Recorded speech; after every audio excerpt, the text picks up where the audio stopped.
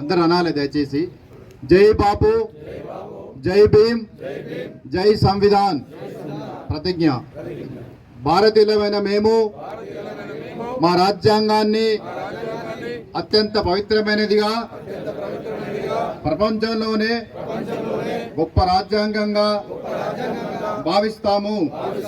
మాకు సార్వభౌమత్వ, సామ్యవాద, లౌకిక, ప్రజాస్వామ్య, గణతంత్ర రాజ్యంగా నిర్మించుకోవడానికి సాంఘిక, ఆర్థిక, రాజకీయ న్యాయాన్ని, ఆలోచన, ప్రకటనను, అంతస్తుల్లోనూ అవకాశాల్లోనూ సమానత్వాన్ని కల్పించడానికి కుల, మత, ప్రాంత, వర్ణ, లింగ, ధనిక, పేద లాంటి ఏ రకమైన భేదాలు లేకుండా అందరికీ సమాన హక్కులు, బాధ్యతలు రాజ్యాంగం కల్పించింది.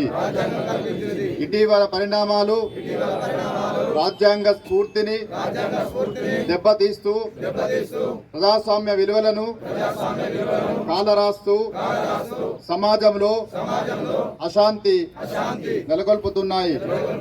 విభేదాలు సృష్టిస్తూ రాజకీయ మనుగడ కోసం విద్వేషాలను రెచ్చగొడుతున్నాయి.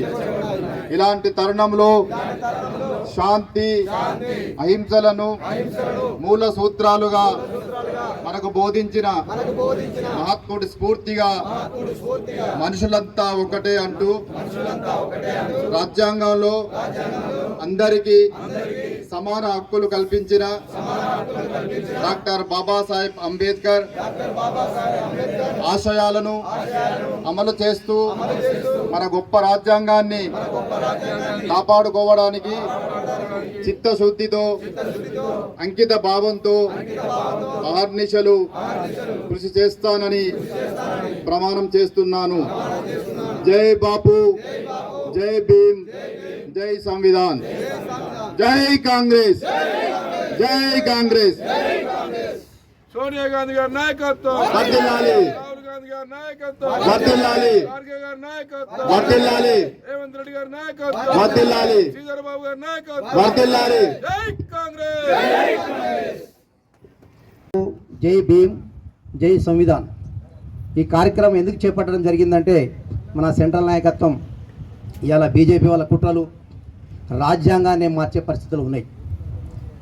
ఆ రోజు భారతదేశానికి స్వాతంత్రం తెచ్చింది కాంగ్రెస్ పార్టీ. మరొక మాట చెప్పాలంటే తెలంగాణ ఇచ్చింది కూడా కాంగ్రెస్ పార్టీ. ఇది అందరూ జనమైన సత్యం. ఇది ఎవరో ఏమో చెప్పుకుంటారు.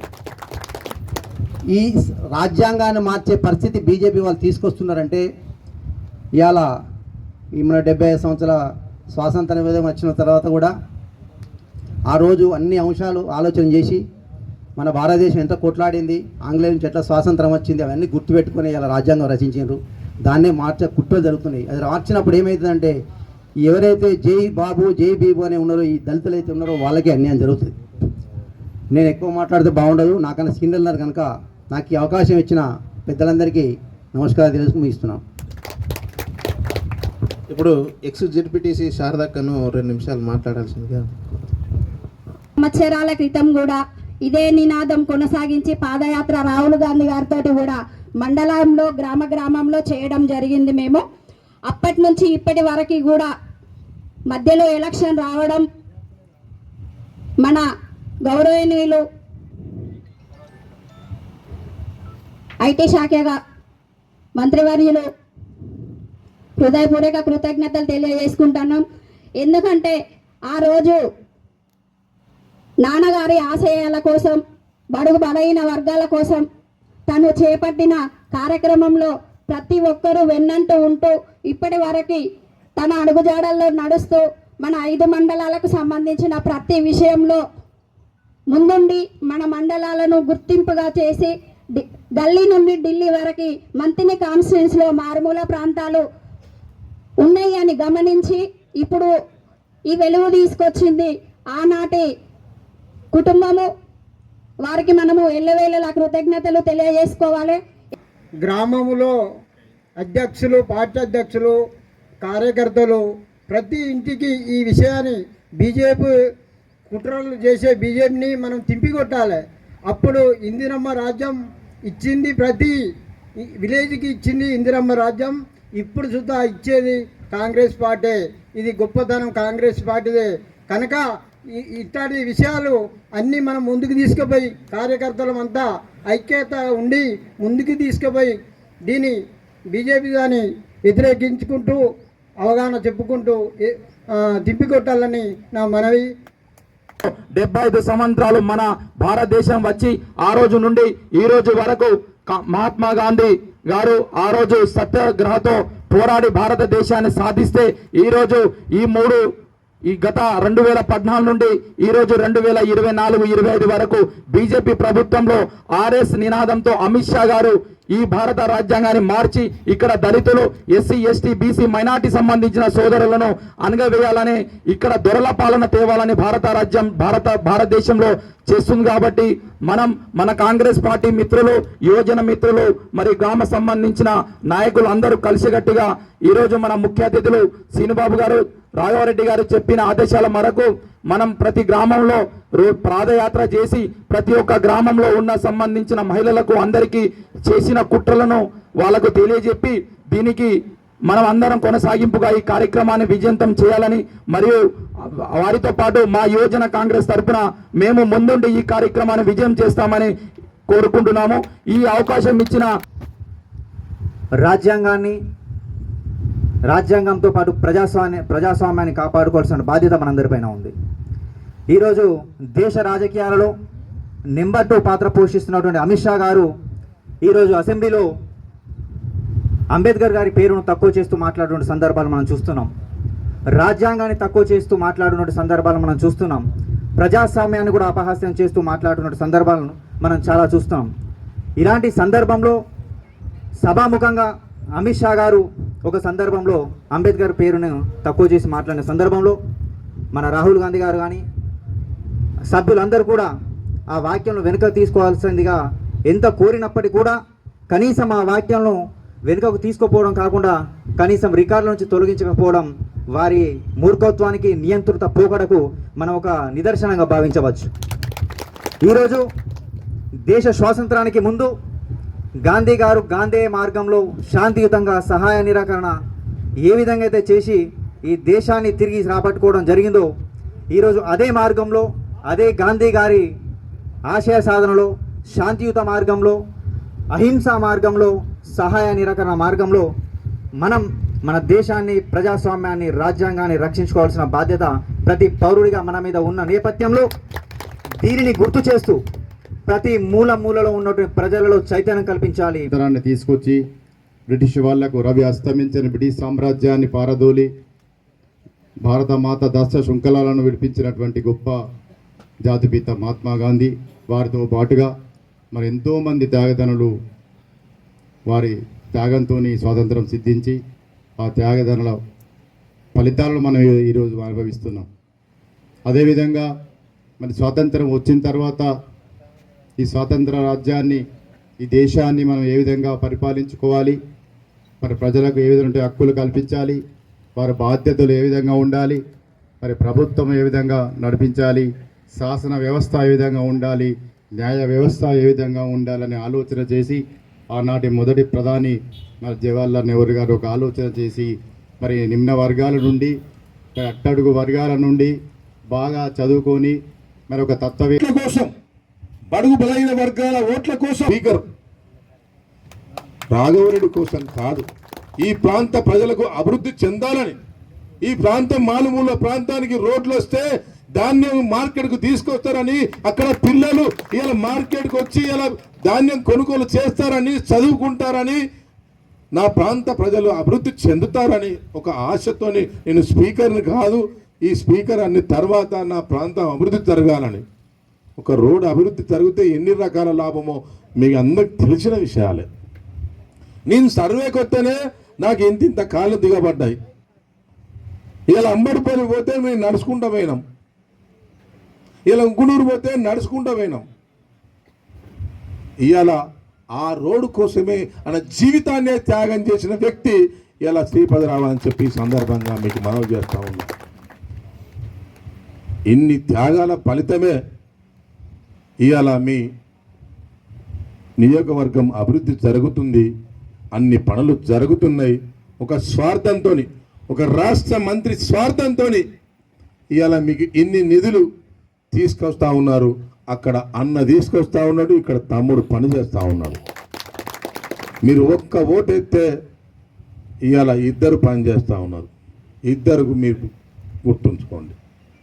వాళ్ళ నాన్న స్ఫూర్తిగా ఆయన చేసిన, నేను ఒక కాంట్రాక్టర్నే కాదు 180 ఇది ఒకప్పుడు వెనుకబడ్డది, ఇప్పుడు కాదు. ఈ ప్రాంతంలో స్టేజ్ గట్టు వైపు ఉన్న మా కాంగ్రెస్ పార్టీ కుటుంబ సభ్యులు, మా దుద్దుల కుటుంబ సభ్యులు, స్టేజ్ ఇటువైపు ఉన్న పెద్దలందరికీ ఈ కార్యక్రమానికి సోనియా గాంధీ గారు, ఖర్గే సాబ్, రాహుల్ గాంధీ గారి ఆలోచన మేరకు మన చీఫ్ మినిస్టర్ గారు రేవంత్ రెడ్డి గారు, డిప్యూటీ సీఎం భట్టి గారు, మన నాయకులు శ్రీధర్ బాబు గారి మా పని చేసుకుంటూ ఈ కార్యక్రమంకి కోఆర్డినేటర్గా వచ్చిన జంగా రాఘవరెడ్డి గారికి, స్టేజ్ మీద ఉన్న పెద్దలందరికీ, ఎందుకంటే టైం పడుతుంది కాబట్టి అందరికీ నమస్కారం. చెప్పాల్సినవన్నీ అందరు చెప్పారు. ఫస్ట్ మాట చెప్పాల్సింది ఏంటంటే ఈ పార్టీ ఈ ప్రోగ్రాం గురించి మాట్లాడతాం. మా జై బాపు, జై భీమ్, జై సంవిధాన్. ఒక హిందువులకు భగవద్గీత, ఒక ముస్లింకి ఖురాన్, ఒక క్రిస్టియన్కి బైబిల్, ఇవి ఎట్లా దేవుడి గ్రంథాలో ఈ ప్రజాస్వామ్యంకి మన రాజ్యాంగం ఒక దైవ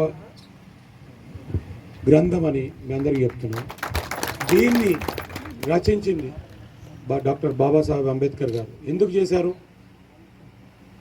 ఉన్న వాళ్ళకి లేని వాళ్ళకి, చదువు లేని వాళ్ళకు చదువు చెప్పించుకునే శక్తి లేని వాళ్ళందరినీ ఈక్వల్గా చేయాలని, అందరూ సమానులు కావాలని ఒక గొప్ప ఆలోచనతో దీన్ని చేయాలంటే ఆ రోజు నెహ్రూ గారు ఆ సంకల్పంతో అంబేద్కర్ గారి మార్గదర్శకంలో రాసినది.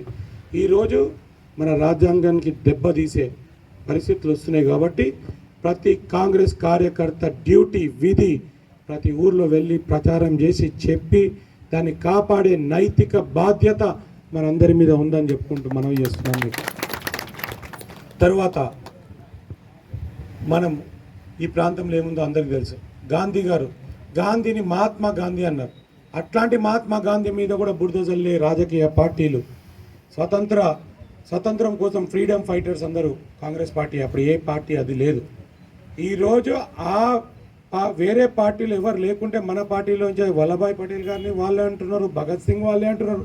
వాళ్ళు పుట్టక ముందు కష్టపడ్డ వాళ్ళు కూడా వాళ్ళ పార్టీ అనుకుంటూ మహాత్మా గాంధీ, నెహ్రూ, బాబాసాహెబ్ అంబేద్కర్ గారి గురించి అనుచిత వ్యాఖ్యలు చేసుకుంటూ ఈరోజు ఇవన్నీ అరగట్టాలంటే మనకు ప్రజల దగ్గర తీసుకుపోవాలి.